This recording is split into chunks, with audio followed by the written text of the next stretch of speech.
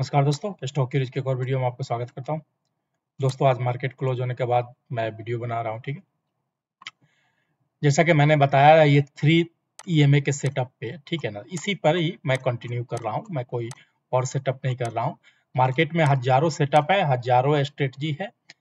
Profitable आदमी वही रहता है जो किसी एक स्ट्रेटजी पे, एक से दो स्ट्रेटजी पे मास्टर बन जाए, यानी एक ही स्ट्रेटजी को फॉलो करे। ये स्ट्रेटजी, एक ही स्ट्रेटजी चाहे कोई भी हो, कोई भी चार्ट पैटर्न हो, उसको प्रॉफिटेबल बना सकता है। कंडीशन ये है कि आप कंटिन्यूअस इसको फॉलो करो। 3 EMA मेरे 5 साल का मार्केट में का निष्कर्ष है कि मैं 3 EMA को फॉलो करता हूं और अच्छा खासा मैं प्रॉफिटेबल हूं। ठीक है, स्टॉप लॉस भी मेरा होता है, लेकिन छोटा स्टॉप लॉस होता है, और इसलिए मैं आपको शेयर कर रहा हूं। बताया भी हूं कि कैसे यूज करते हैं। फिर भी मैं आज इस पर 4 स्टॉक के बारे में बताता हूं, जिस पर आप नजर बनाकर रख सकते हैं। आपको अपॉर्चुनिटी बहुत अच्छा मिलने वाला है या मिल रहा है। ठीक है ना, आप देख सकते हैं।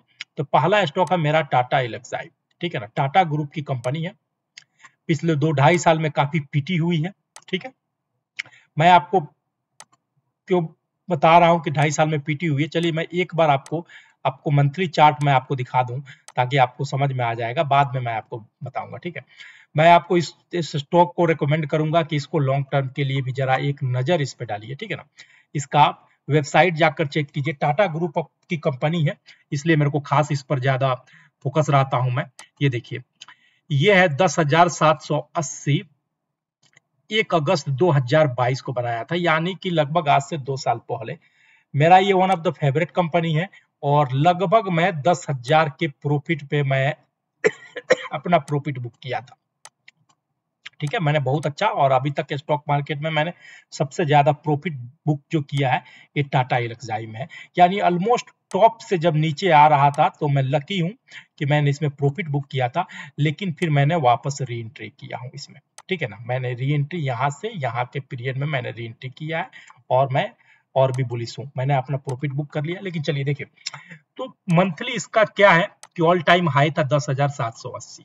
आज के दिन इसका प्राइस चल रहा है 786, और मंथली देखेंगे तो आपको क्लियर कट नजर आएगा कि ये ट्रेंड लाइन के एक सपोर्ट पे चल रहा है।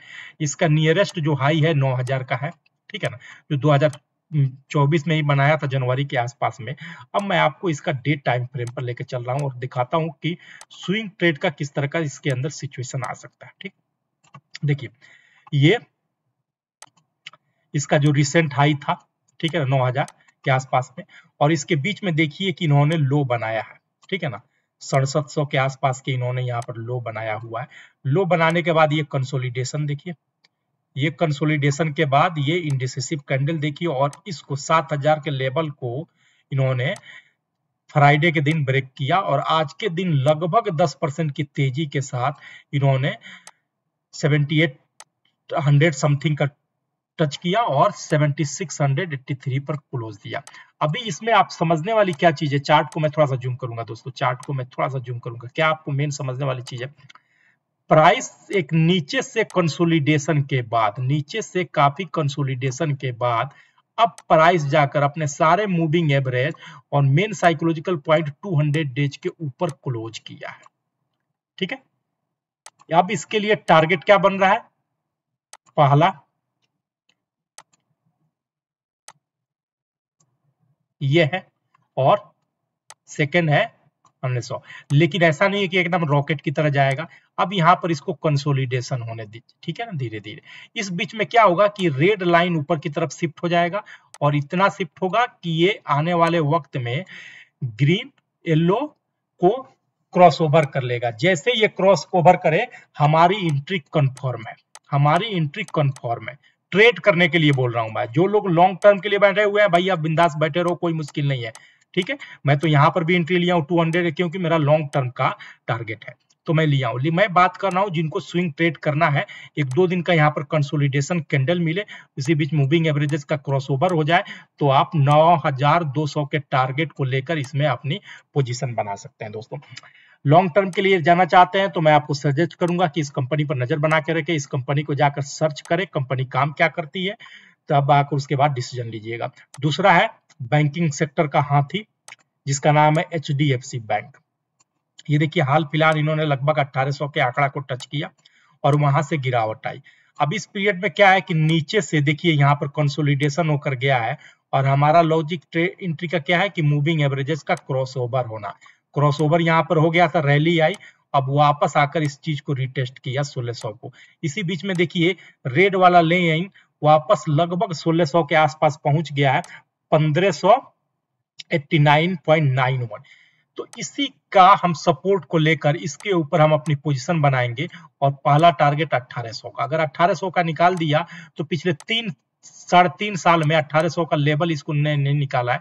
अगर निकलेगा तो एक मल्टी ईयर ब्रेकआउट मिलेगा, नहीं निकला तो बात की चीज है। लेकिन अब इसी के ऊपर हम अपना पोजीशन बना सकते हैं शॉर्ट टर्म के लिए 1800 का टारगेट लेकर, ठीक है, एचडीएफसी बैंक में, और इसके नीचे का हम एसएल रख लें। ठीक है दोस्तों, बैंकिंग सेक्टर का हाथी है, इतना बड़ा बैंक कोई सा भी नहीं है। बैंक निफ्टी को चलाता या गिराता समझिए यही है। तीसरा स्टॉक है Can Fin Home. Can Fin Home finance वाली कंपनी है। यहाँ पर देखिए 935 रुपया का इनका रिसेंट हाई था, और जैसे मैं बार बार बोलता हूं कि ये हमारा एंट्री स्टेशन है।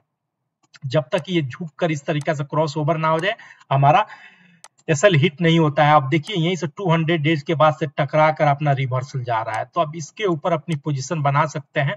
और ये रिसेंट हाई 920-925 के रुपया के लेकर इस कैंडल के नीचे 840 के नीचे का एसएल लग सकता है।